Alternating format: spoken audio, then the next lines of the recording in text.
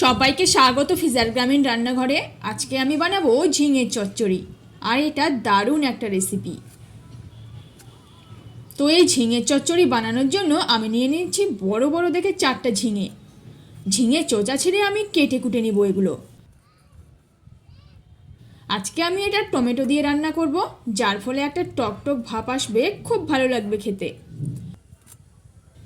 ঝিঙেগুলো কিন্তু খুব ছোট ছোট করে কাটবো না, একটু বড় রাখবো, কারণ রান্না করার সময় ঝিঙে থেকে জল বেরিয়ে একদম বসে যাবে, ঝিঙে আর দেখাই যাবে না। মোটামুটি এইরকম সাইজ করে সবগুলো কেটে নিব। ঝিঙেগুলো একদম নরম, খেতে খুবই ভালো লাগবে।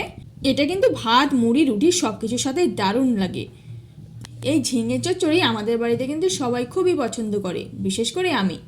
দেখুন এই ঝিঙেটা কাটার পরে ঝিঙেটা পুরোটাই নষ্ট হয়ে গেছে, একদম পচে গেছে, এটা আর দেওয়া যাবে না। তো যাই হোক, বাকি ঝিঙেগুলো আমি এইভাবে করে কেটে নিয়েছি সব।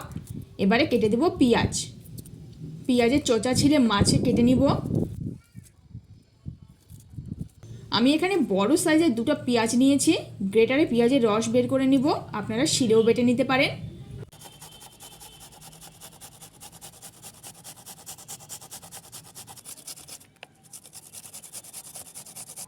দুটো পেঁয়াজই আমি পেস্ট করে নিয়েছি। এবারে কেটে দেবো একটা টমেটো ঠুমো ঠুমো করে।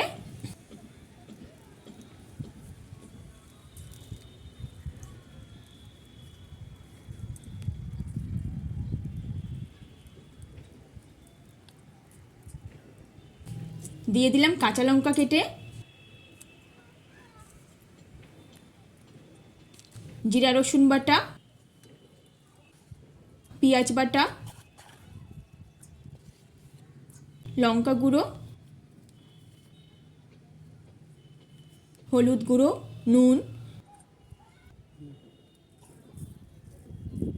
তেল। এবারে সব মাখবো ভালো করে, বেশ কিছুক্ষণ ধরে মাখবো।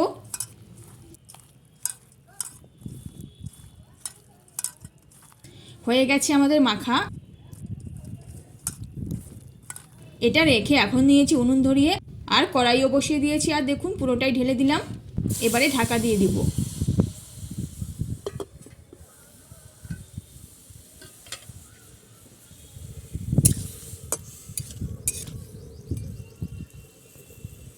আর যে বাটিতে ঝিঙে মেখেছিলাম সেটা ধুয়ে সামান্য জল দিয়ে দিলাম,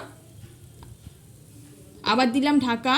খুব বেশি জল দেব না, কেননা ঝিঙে থেকে প্রচুর জল বেরোবে। এবার চুলায় কড়া জাল দিয়ে এটা কিন্তু হতে থাকবে।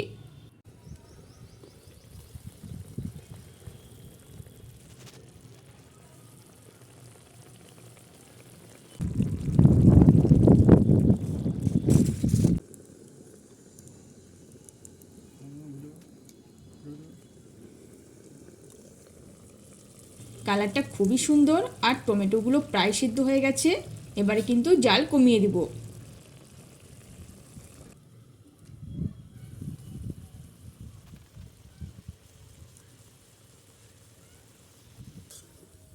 দেখুন ঝিঙে কতটুকু হয়ে গেছে।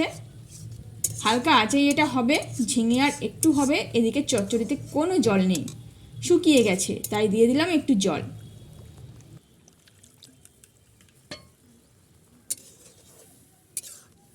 এবারে নেড়ে চেড়ে আবার দিব ঢাকা।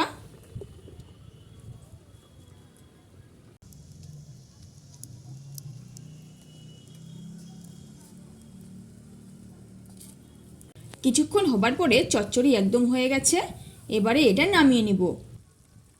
আর নামিয়ে কিছুক্ষণ এটা ঢাকা দিয়ে রেখেছিলাম, কিছুক্ষণ পরে ঢাকা তুলে দিয়েছি।